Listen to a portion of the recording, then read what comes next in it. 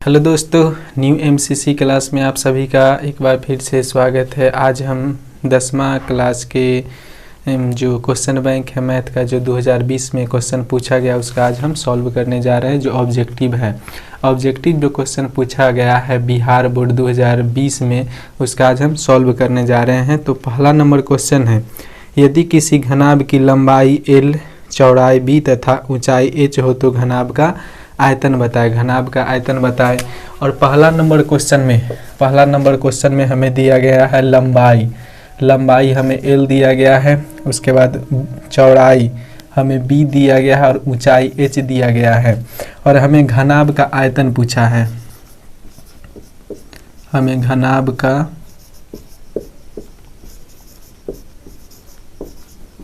आयतन पूछा है, घनाभ का आयतन पूछा। और हम जानते हैं कि घनाभ का आयतन होता है लंबाई गुने चौड़ाई गुने ऊंचाई, LBH। इसे हम कहते हैं LBH, लंबाई गुने चौड़ाई गुने ऊंचाई। तो ऑप्शन नंबर आपका हो जाएगा ए, पहला का आंसर हो जाएगा ऑप्शन नंबर ए।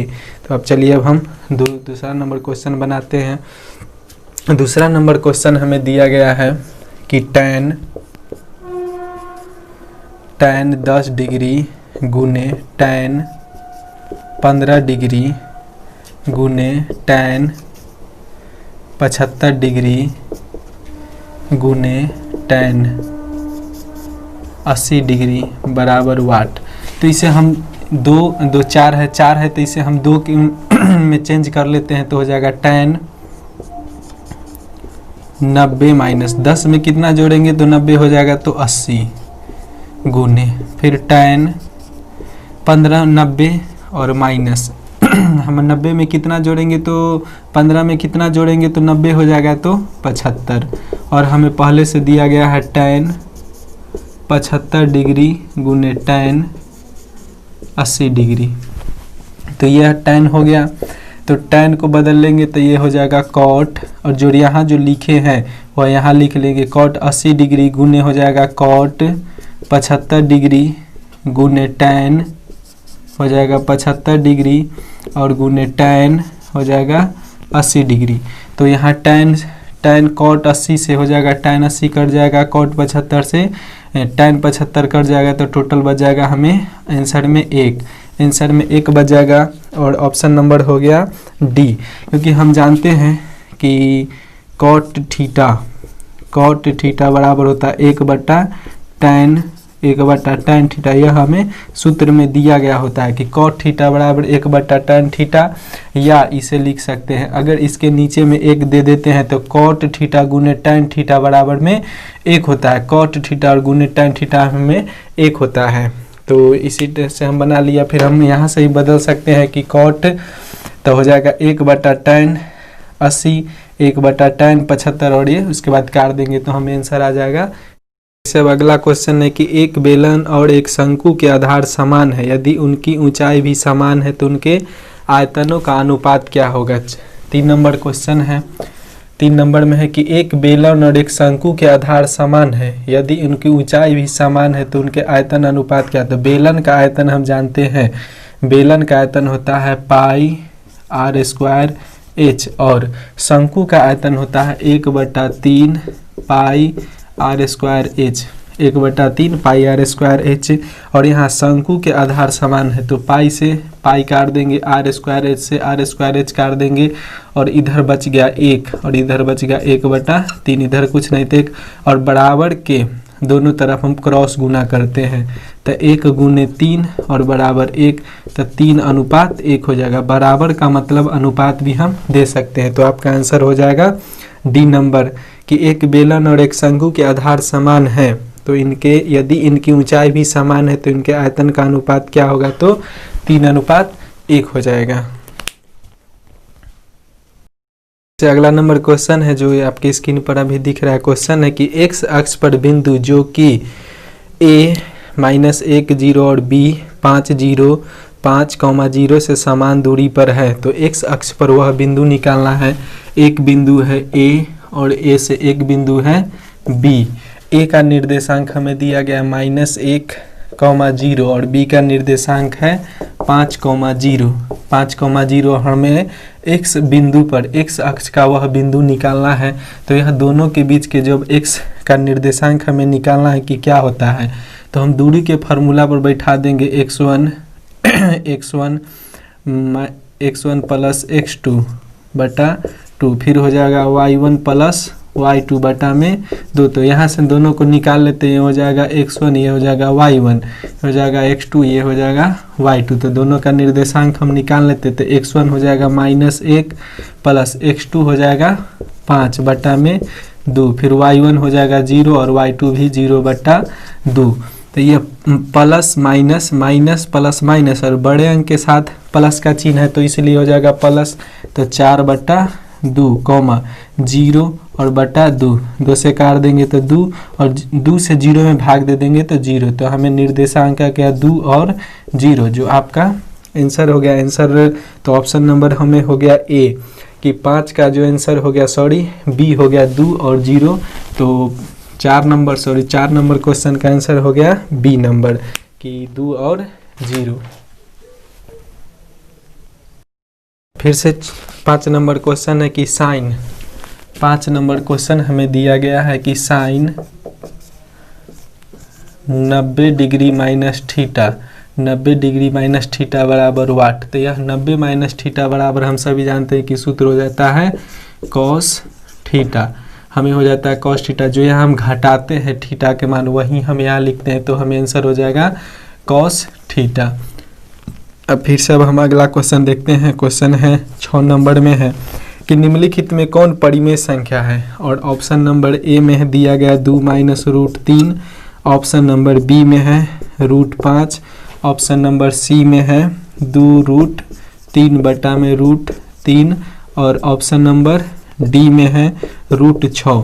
तो हम सबसे पहले ऑप्शन को जांचते हैं कि 2 का वर्गमूल नहीं निकलेगा, ना 3 का वर्गमूल निकलेगा, ना 5 का वर्गमूल निकलेगा, और इस पर रूट है। जिसका वर्गमूल नहीं निकलेगा वो सभी अपरिमेय संख्या। अगर इसको हम रूट से रूट काट देते तो बच जाता है 2, और 2 पर भी रूट नहीं है, 2 पर रूट नहीं है, इस पर भी रूट नहीं, लेकिन इसके साथ माइनस में √3 है जो अपरिमेय संख्या। √5 भी अपरिमेय संख्या, √6 भी अपरिमेय संख्या। सिर्फ 2 जो है कि दो जो है से सिर्फ परिमेय संख्या, क्योंकि इस पर रूट नहीं है, और जिस पर रूट नहीं लगा हो वह हो जाता है परिमेय संख्या। जिस पर रूट लगा भी हो और उसका अगर हम वर्गमूल निकाल लेते हैं तो वह हो जाता है परिमेय संख्या। जैसे हो गया √9, √16, रूट हो गया 25, इस टाइप का जितना भी आएगा यह सभी हो जाएगा परिमेय संख्या। लेकिन जिसका रूट में रहे और उसका हम स्क्वायर वर्ग नहीं कर सकते, नहीं निकाल सकते परिमेयकरण, वह हो जाएगा अपरिमेय संख्या। अब 7 नंबर क्वेश्चन है। 7 नंबर क्वेश्चन है कि यदि सेक थीटा बराबर 13/12 हो तो कॉट थीटा बराबर वाट। क्वेश्चन हमने लिख दिया कि यदि सेक थीटा बराबर 13/12 हो तो कॉट थीटा बराबर वाट। तो सबसे पहले इस टाइप का क्वेश्चन बनाने के लिए सबसे पहले हम एक समकोण त्रिभुज बना लेते हैं।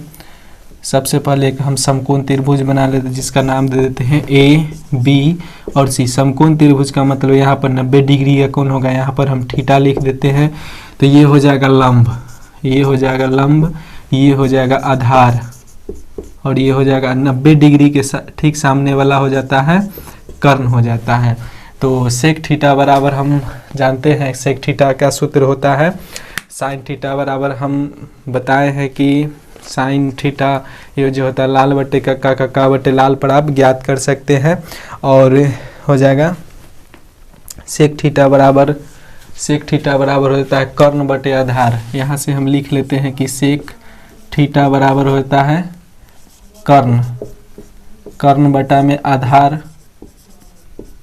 तो कर्ण का मान दिया गया है 13 और आधार का मान है 12। अगर कर्ण हमें 13 दिया गया, आधार अगर हमें 12 दिया गया, तो लंब हमें ज्ञात करना है। और हम जानते हैं कि कर्ण के स्क्वायर बराबर होता है लंब के स्क्वायर प्लस में आधार के स्क्वायर। तो कर्ण हमें 13 दिया गया है, तो 13 के स्क्वायर बराबर लंब हमें नहीं है, तो मान लेते हैं कि x स्क्वायर और आधार है 12 के स्क्वायर। तो यहाँ से बनाते हैं 13 के स्क्वायर 169 बराबर में x स्क्वायर प्लस में 12 के स्क्वायर 144। तो अब जो अंक है उसको एक साथ कर लेते हैं और यह संख्या है तो 169 माइनस में 144 बराबर में एक्स स्क्वायर। घटाएंगे 9 में से 4 तो 5, यह 25 होगा इधर एक्स स्क्वायर। 25 जो है 5 का स्क्वायर हम कर सकते हैं यहाँ बराबर में एक्स स्क्वायर, ये से कर जाएगा तो x बराबर 5, मतलब हमें लंब आ गया 5। और अब यहाँ से हमें निकालना क्या है, कॉट थीटा हमें ज्ञात करना। अब हमें यहाँ से क्या ज्ञात करना है दोस्तों, कॉट थीटा। और कॉट थीटा बराबर होता है आधार बटे लंब। कॉट थीटा बराबर होता है आधार बटे लंब, तो आधार बटा में लंब, तो आधार हो जाएगा 12 और लंब हो जाएगा 5। यही आपका आंसर है जो option number 12/5 option number C में है कि यदि सेक थीटा बराबर 13/12 हो तो कॉट थीटा बराबर वाट, तो हो जाएगा 12/5, जो अभी आप देख सकते हैं।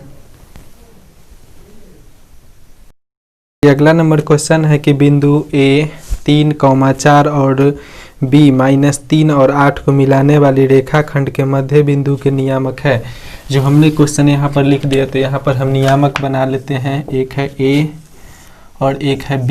b का निर्देशांक है 3,4 और a का निर्देशांक है 3,4 और b का निर्देशांक है -3 और 8। तो चलिए हम इस दोनों के बीच का जो नियामक है मिलाने वाले रेखाखंड के मध्य बिंदु पर मान लेते हैं कि यहाँ पर कोई x बिंदु है, इसका नियामक निकालना। तो हम यहाँ से ये हो जाएगा x1 और ये हो जाएगा y1, ये हो जाएगा x2 और ये हो जाएगा y2। तो हम यहाँ से मध्य बिंदु का नियामक निकालने के लिए बनाते हैं x1 प्लस में x2 बटा में 2, y1 प्लस में y2 बटा में 2। तो x1 हो गया 3 प्लस में x2 हो गया -3 बटा में 2, फिर y1 हो गया 4 प्लस y2 हो गया 8 बटा में 2। यह माइनस में और यह प्लस में, इसे प्लस माइनस माइनस हो जाएगा। तो यहाँ से लिख सकते हैं कि 3 - 3 बटा में 2, हो जाएगा 8 4 12/2। तो यह माइनस में यह प्लस में कर जाएगा तो 0 और ये हो जाएगा 6। तो हमें आ गया नियामक आ गया 0 और 6, जो आपका आंसर है। यहाँ पर हम लिख सकते हैं कि 0 और 6 इसका मध्य बिंदु के नियामक है। और अब आपका ऑप्शन हो गया डी नंबर 9 का हो गया ऑप्शन नंबर डी कि 0 और 6 इसका नियामक है। तो यही आपका आंसर है। फिर से अगला नंबर क्वेश्चन है कि किसी वृत्त का बाह्य बिंदु से कितनी स्पर्श रेखा खींची जा सकती है। यह क्वेश्चन होना चाहिए कि किसी वृत्त के बाह्य बिंदु से कितनी समानांतर स्पर्श रेखाएं खींची जा सकती है। तो जब समानांतर रहे, जो एक ही सीध में जाता है और वह कभी नहीं मिलेगा, तो वह 2 होगा। क्योंकि अगर हम एक वृत्त बनाते हैं, इसके बाह्य बिंदु यहाँ पर हो जाएंगे, तो इससे तो हम अनंत रेखा खींच सकते हैं। और जिसमें 2 3 से अधिक हो जाएगा तो वह अनंत रेखा हो जाएगा। लेकिन समानांतर अगर हम खींचते हैं तो वह सिर्फ 2 होगा। या तो समानांतर हमें इस रूप में खींचना होगा, या फिर हमें फिर से यहाँ से खींचना होगा जो इस बिंदु को काटे। तो समानांतर रेखा सिर्फ 2 होगा। अगर हम इस साइड से खींचते हैं तो एक ये हो जाएगा, और इस साइड से खींचते हैं तो समानांतर रेखा ये हो जाएगा। तो अगर क्वेश्चन है कि किसी वृत्त के बाह्य बिंदु से कितनी स्पर्श रेखाएं खींची जा सकती है, तो क्वेश्चन होना चाहिए कि किसी वृत्त के बाह्य बिंदु से कितनी समानांतर स्पर्श रेखा खींची जा सकती है। तो आंसर हो जाएगा आपका 2 आंसर हो जाएगा। सिर्फ अगर किसी वृत्त के बाह्य बिंदु से कितनी स्पर्श रेखा खींची जा सकती है तो वह अनंत होता है। इसका आंसर हो जाएगा अनंत होता है। लेकिन इसका जो है कि बाह्य बिंदु से समानांतर स्पर्श रेखा क्वेश्चन होना चाहिए, तो इसका ऑप्शन के हिसाब से हो जाएगा 2। लेकिन इसमें अनंत नहीं दिया गया है, इसलिए आप लोग का आंसर हो जाएगा 2। तो यहाँ पर याद रखना है कि किसी वृत्त के बाह्य बिंदु से कितनी समानांतर स्पर्श रेखा, समानांतर का मतलब होता है कि यह दोनों कभी आपस में नहीं मिलेगा, चाहे इसे हम जितनी दूरी पर खींच दे। जैसे रेल का पटरी हो गया, ये समानांतर होता है क्योंकि यह दोनों आपस में कभी नहीं मिलता है। तो यह हो जाएगा आंसर इसका 2 स्पर्श रेखाएं खींची जा सकती है। फिर से अगला क्वेश्चन है कि निम्नलिखित में कौन सी संख्या एक घटना की प्रायिकता नहीं हो सकती। कौन सी संख्या किसी घटना की प्रायिकता नहीं हो सकती। और आपका आंसर में है ऑप्शन है 2, बी में है -0.5, ऑप्शन नंबर सी में है 0.7 और ऑप्शन नंबर डी में है 15%। तो यहाँ ध्यान देने वाला बात यही है कि निम्नलिखित में कौन सी संख्या किस एक घटना की प्रायिकता नहीं हो सकती, एक घटना की प्रायिकता नहीं हो सकती। प्रायिकता नहीं होगा जब -0, जिसमें माइनस लगा हुआ ही नहीं प्रायिकता होने की घटना की प्रायिकता -0.5, क्योंकि जो घटना घटित तो होता ही नहीं है उसका हम प्रायिकता कैसे निकाल सकते हैं। और जब भी घटना घटित होगा तो उसका कुछ ना कुछ प्रायिकता जरूर आएगा। तो यहाँ पर हो जाएगा -0.5 इसका होगा प्रायिकता। जिसमें माइनस लग गया वह किसी भी प्रायिकता का मान नहीं हो सकता है। अगला नंबर क्वेश्चन है कि सबसे छोटी अभाज्य संख्या और सबसे छोटी भाज्य संख्या और छोटी अभाज्य संख्या का मौसा कितना होता है। तो हम यहाँ से बनाते हैं कि सबसे छोटी भाज्य संख्या जो होता है, सबसे छोटी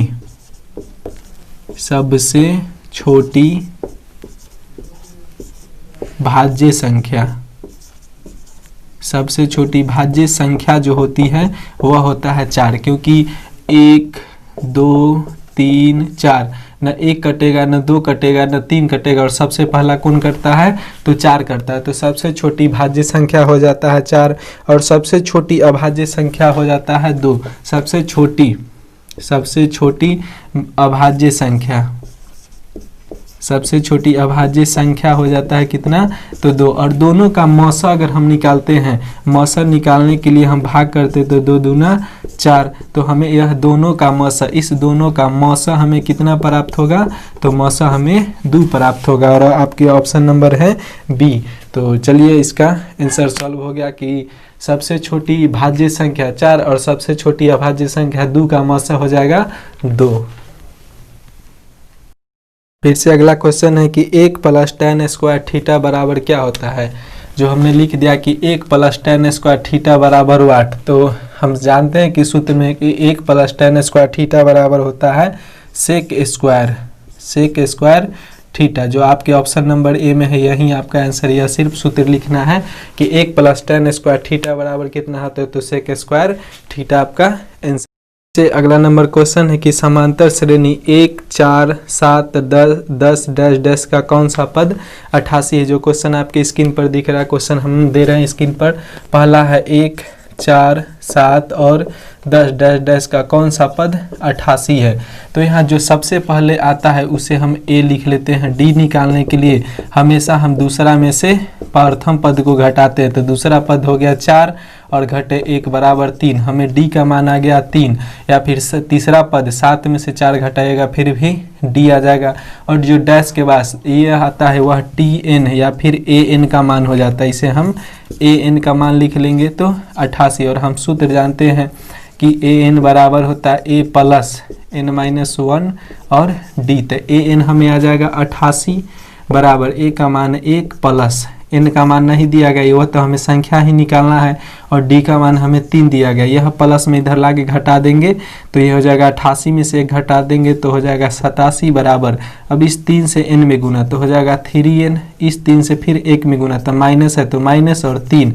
यह माइनस में इस साइड लाएंगे तो प्लस में तो 87 और प्लस 3 बराबर में हो जाएगा 3n। 87 को 3 से जोड़ते हैं तो हो जाता है 90 बराबर में 3n। 3 से काटेंगे तो हो जाएगा 30 बराबर में n। तो आपका आंसर n बराबर हो गया हमें 30। n बराबर हमें आंसर निकल के आया कि 30वां पद जो होगा, अगर इस तरह से हम 3 के अंतर के अनुपात में कि 1 से 4 हो गया, 4 से 7 हो गया, 7 से 10, 10 से 13, 13 से हो जाएगा 16, इस तरह से लिखते जाएंगे तो जब 30 बार लिखेंगे तो यहाँ पर 30वां बार में 88 हमें प्राप्त होगा। तो आप देख सकते हैं कि यह आंसर कितना अच्छा से निकल गया है। फिर से अगला क्वेश्चन है कि त्रिभुज ABC एक समकोण त्रिभुज है जिसमें कोण C बराबर 90 डिग्री हो तो cos A plus cos B का मान निकाले। तो हम यहाँ सबसे पहले लिखते हैं कि एक समकोण त्रिभुज बना लेते हैं जिसमें कोण C जो है कि 90 डिग्री है और यहाँ पर हम A रख देते हैं और यहाँ पर B लिख देते हैं। तो ये हो जाएगा लंब और ये हो जाएगा आधार और 90 डिग्री के सामने वाला हो जाता है कर्ण। कर्ण हो गया। तो हमें यहाँ पर पूछा है कि cos ए और कॉस बी, मतलब एक बार यहाँ से थीटा का मान रखना और एक बार यहाँ से थीटा का मान रखना है। तो सबसे पहले हम जानते हैं कि कॉस थीटा बराबर हो जाता है लंब बटा कॉस थीटा बराबर हो जाता है लंब बटा में कर्ण, सॉरी आधार बटा कर्ण। साइन थीटा बराबर होता है लंब बटा कर्ण और कॉस थीटा बराबर होता है आधार बटा में कर्ण। तो आधार हम मान लेते हैं कि हो जाएगा सी बी या फिर बी सी और कर्ण हो जाएगा ए बी। फिर अब हम कॉस बी से लिखते हैं, तब यह आधार होगा और यह कर्ण होगा। कॉस बी से लिखते हैं। अब हम फिर कॉस ए से चलते हैं कि ए से देखते हैं, जब कॉस ए पर आएंगे तो थीटा यहाँ, तो इसके लिए आधार ए सी हो जाएगा। तो आधार हो जाएगा ए सी और कर्ण तो हमेशा एक ही रहता है, यह चेंज होता नहीं है। तो कर्ण हो जाएगा ए और बी। अब समीकरण इसे हम 1 मानते हैं और यह समीकरण इसे हम 2 मानते हैं। तो यहाँ से हो जाएगा। अब हमें पूछा है कि कॉस ए प्लस बी का मान कितना होगा। कॉस ए प्लस बी का मान, तो कॉस ए हो जाएगा ए सी बटा में ए बी, प्लस में हो जाएगा सी बी, प्लस में हो जाएगा ए बी। दोनों का लसन निकालेंगे तो ए बी हो जाएगा A B, A C plus में हो जाएगा सी बी, मतलब फिर से कर्ण हो जाएगा ए सी प्लस में। हमें यहाँ पर लिख सकते हैं कि ए सी प्लस में सी बी बराबर वाट। तो हम जानते हैं कि जितना कर्ण का मान होता है उतना लंब के मान और आधार का मान समान होता है। तो अगर हम यहाँ से ए सी लिखते हैं, ए सी और सी बी, अगर यह दोनों एक एक लिखते तो यह 2 हो जाता है। तो सी बी, तो यह दोनों के बदला में हम सिर्फ ए बी लिख सकते हैं कि ए बी, अब बटा में आधार हो जाएगा ए बी जो दिया गया। तो ए बी से भी कट जाएगा, मतलब हमें आंसर आ गया 1, जो आपके ऑप्शन नंबर बी में है। तो कॉस ए प्लस बी का मान हो जाएगा 1, 90 डिग्री बराबर 1। हम देख सकते हैं कि ए सी और सी बी, आधार और लंब को जोड़ेंगे तो कर्ण आ जाएगा। तो इसलिए हम लिखे हैं कि ए सी प्लस सी बी बराबर ए बी बटा में ए बी कट गया तो आ गया 1। फिर से अगला क्वेश्चन है कि निम्न में से किस द्विघात बहुपद के शून्यकों का योगफल 3 तथा गुणनफल -10 है। तो हम द्विघात समीकरण सबसे पहले लिख लेते हैं। द्विघात समीकरण होता है ax² प्लस में होता है alpha plus beta into x और प्लस में होता है अल्फा गुने बीटा बराबर में 0। तो यहाँ से हम लिख लेते हैं, ये हो जाएगा ax² प्लस में अल्फा प्लस बीटा, मतलब शून्यकों का योगफल हमें दिया गया है 3 और गुने में x, तो 3x और प्लस अल्फा बीटा मतलब शून्यकों का गुणनफल हमें दिया गया है -10 तो 0। तो यहाँ से लिखते ये हो जाएगा x² प्लस में 3x और प्लस माइनस माइनस में 10 बराबर 0। तो हमें आंसर हो गया 3x² प्लस 3x माइनस 10, हमें ऑप्शन नंबर हो गया बी जो आपका आंसर। यह आपका सूत्र है, द्विघात समीकरण का सूत्र है, जहां हमें शून्यकों का योग हो जाता है अल्फा प्लस बीटा। शून्यकों का यह योग है, अल्फा प्लस बीटा शून्यकों का गुणांक है, गुणनफल है। अल्फा गुने बीटा, गुणनफल मतलब गुना, उनका ये जो है यह गुना है अल्फा गुने बीटा, और यह हो गया अल्फा प्लस बीटा। तो इस यहाँ पर बी के जगह पर हम रखते हैं अल्फा प्लस बीटा का मान, तो ये आपका आंसर हो गया। फिर से अगला क्वेश्चन है कि 12 मीटर के ऊंचे खंबे की जमीन पर पड़ रही छाया की लंबाई 4√3 मीटर है। सूर्य का उन्नयन कोण कितना होगा। सूर्य का उन्नयन कोण 1 मान लेते हैं कि यह जमीन से एक खंबा है जिसका परछाई, किसी भी वस्तु का परछाई उसके नीचे से उसके पांव से ही बनता है, तो यह हमें एक समकोण त्रिभुज के रूप में बन जाएगा। तो इसे मान लेते हैं ए बी और यह हो जाएगा सी। तो यह इसकी ऊंचाई है, खंबे की ऊंचाई है 12 मीटर और इसकी जो छाया बन रही है उसकी लंबाई है 4√3। तो हमें यहाँ सबसे पहले हम ये निकाल लेते हैं कि कर्ण बराबर सूर्य का उन्नयन कोण। तो कर्ण बराबर हमें क्या होगा, तो कर्ण के स्क्वायर बराबर हम जानते हैं कि कर्ण के स्क्वायर बराबर होता है लंब के स्क्वायर जोड़ आधार के स्क्वायर।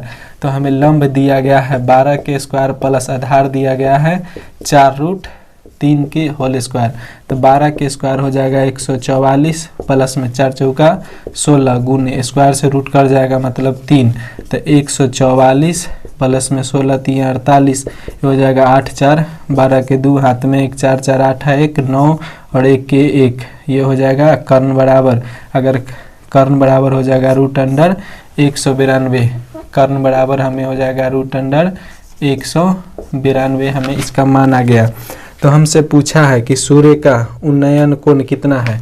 अगर हम सिर्फ यहीं से बनाते कि हमसे ये पूछा है थीटा का मान कितना है, तो हम यहाँ से लिख सकते हैं कि tan थीटा बराबर लंब बटा आधार, tan थीटा बराबर लंब बटे आधार।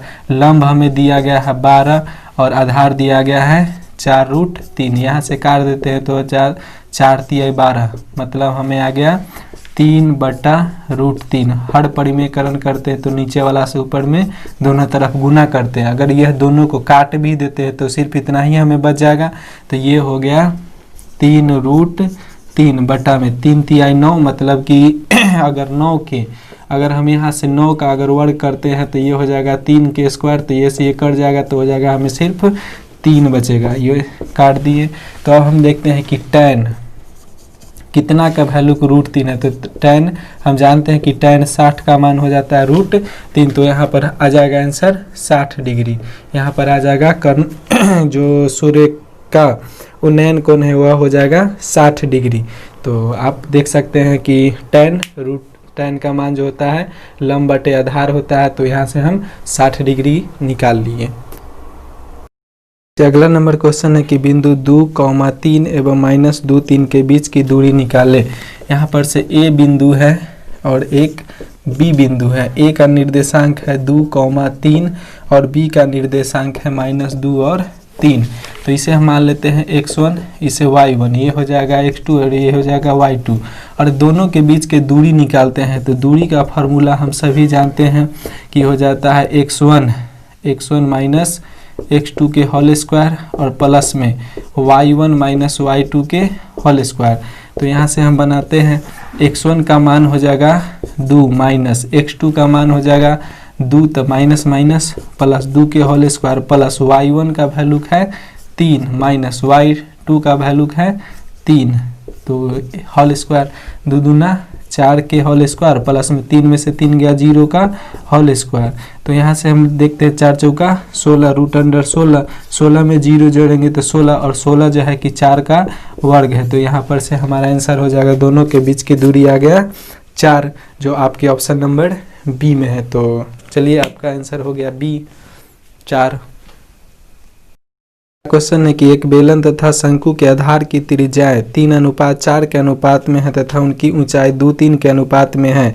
बेलन के आयतन का अनुपात, बेलन और शंकु के आयतन का अनुपात हमें ज्ञात करना है। तो बेलन की जो त्रिज्या है, यहाँ से हम लिखते हैं कि बेलन की त्रिज्या, बेलन की आर हमें दिया गया है 3 और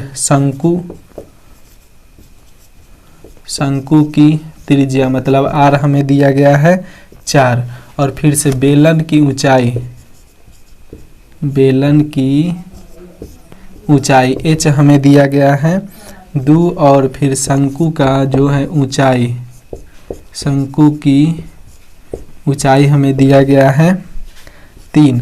और हम जानते हैं कि बेलन और शंकु का आयतन निकालना है। तो बेलन का आयतन और शंकु का आयतन, तो बेलन का आयतन होता है πr²h और शंकु का आयतन होता है 1/3 πr²h। शंकु का आयतन होता है πr²h, तो पाई से पाई कैंसिल, आर के वैल्यू ये हो जाएगा बेलन का जो त्रिज्या है वह 3 है, तो 3 के होल स्क्वायर तो 9 गुने h। बेलन की जो ऊंचाई है वह 2 है, 2 अनुपात 1/3 गुने, अब शंकु की जो त्रिज्या है वह है 4, तो 4 के स्क्वायर 16 गुने, अब शंकु की जो त्रिज्या है ऊंचाई वह है 3, तो यह 3 से यह 3 कर जाएगा, 9 दूना 18 अनुपात में 16, 2 से काटेंगे तो 9 और 2 से काटेंगे तो 8। तो हमें आंसर आ गया 9 अनुपात, दोनों के आयतन का अनुपात आ गया 9 अनुपात में 8, जो आपके ऑप्शन नंबर सी में है, जो आपके ऑप्शन नंबर बी में है। बेलन और शंकु के आयतन का अनुपात हो गया 9 अनुपात 8, जो क्वेश्चन हम आपकी स्क्रीन पर पहले ही दे चुके हैं। फिर से अगला नंबर क्वेश्चन जो है आप अभी आपकी स्क्रीन पर है कि यदि 3, 4, 3, 4, 5, 17 तथा x का माध्यम 6 हो तो x का मान ज्ञात करें। तो हमें यहाँ माध्यम निकालना है। तो सबसे पहले दिया गया है 3, 4, 5, 17, x दिया गया और सभी का माध्यम जो है हमें 6 दिया गया है। तो हम सभी को जोड़ लेते हैं 3 + 4 + 5 + 70 प्लस में x, और यह कितना है गिन लेते हैं 1, 2, 3, 4, 5 है। तो नीचे हम 5 लिख देते हैं बराबर में 6, और इसके नीचे कुछ नहीं तो एक क्रॉस गुना कर देते हैं। तो यह हो जाएगा 4, 3, 7, 5, 12 और 12 और 17 हो जाएगा 12, 12, 24, 24 और 3 हो जाएगा 27, 24 और 3 हो जाएगा 12, ये हो जाएगा 4, 3, 7, 7, 5, 12, 12, 12, 24, 24 और 5 29, 29 प्लस में x बराबर में 6 पंचे 30। अगर हमें 29 को ये प्लस में इधर ले जाते हैं तो माइनस में, तो x बराबर 30 माइनस 29, तो x बराबर हमें आंसर आ गया 1, जो आपका आंसर है कि x का मान निकालना है। तो x का मान a आ गया जो ऑप्शन नंबर ए में है। अगला क्वेश्चन है कि 64 पाई सेंटीमीटर स्क्वायर क्षेत्रफल वाले वृत्त का व्यास क्या होगा। तो क्षेत्रफल हमें दिया गया है और हम जानते हैं कि वृत्त का व्यास जो होता है, वृत्त का क्षेत्रफल, हम यहाँ से क्षेत्रफल दिया गया है। तो पहले हम सबसे पहले क्षेत्रफल निकाल लेते हैं। क्षेत्रफल हमें दिया गया है 64 पाई cm स्क्वायर और वृत्त का क्षेत्रफल होता है पाई r स्क्वायर, बराबर में हमें दिया गया है 64 पाई cm स्क्वायर, पाई से पाई कैंसिल r स्क्वायर बराबर हो जाएगा 8 के स्क्वायर cm 8 के स्क्वायर कर देते हैं 8 सेंटीमीटर के होल स्क्वायर। तो स्क्वायर से ये कर जाएगा तो r बराबर हम आ गया 8 सेंटीमीटर, त्रिज्या आ गया हमें 8 सेंटीमीटर। और अब हमें व्यास पूछा है, मतलब d पूछा है, d बराबर हम लिखते हैं व्यास, और व्यास जो होता है वह त्रिज्या के 2 गुना होता है। व्यास जो होता है वह r के 2 गुना होता है। तो r आ गया है 8 और उसमें 2 से गुना कर देंगे तो ये हो जाएगा 16 सेंटीमीटर। तो हमें वृत्त का व्यास कितना आ गया, वृत्त का व्यास आ गया 16 सेंटीमीटर। वृत्त का क्षेत्रफल 64 पाई cm स्क्वायर दिया हुआ है। वृत्त का क्षेत्रफल होता है पाई r स्क्वायर, तो पाई से पाई कैंसिल r स्क्वायर, तो r स्क्वायर 64 8 का स्क्वायर होता है तो 8 8 64, तो r से स्क्वायर काट दी तो r बराबर 8 सेंटीमीटर। और त्रिज्या जब हमें 8 सेंटीमीटर आ गया और व्यास जो होता है वह त्रिज्या के 2 गुना होता है, तो हमें आंसर आ गया 16 सेंटीमीटर। और इसके बाद जो क्वेश्चन बच गया वो अब हम उसे अगले वीडियो में देंगे। तो चलिए, अगर अभी तक दोस्तों आप मेरे चैनल को सब्सक्राइब नहीं किए हैं तो प्लीज़ चैनल को सब्सक्राइब करें और वीडियो को लाइक कर दें, क्योंकि 10वां का जितना भी जो ऑब्जेक्टिव क्वेश्चन है वो हम सारा का सारा सॉल्व करके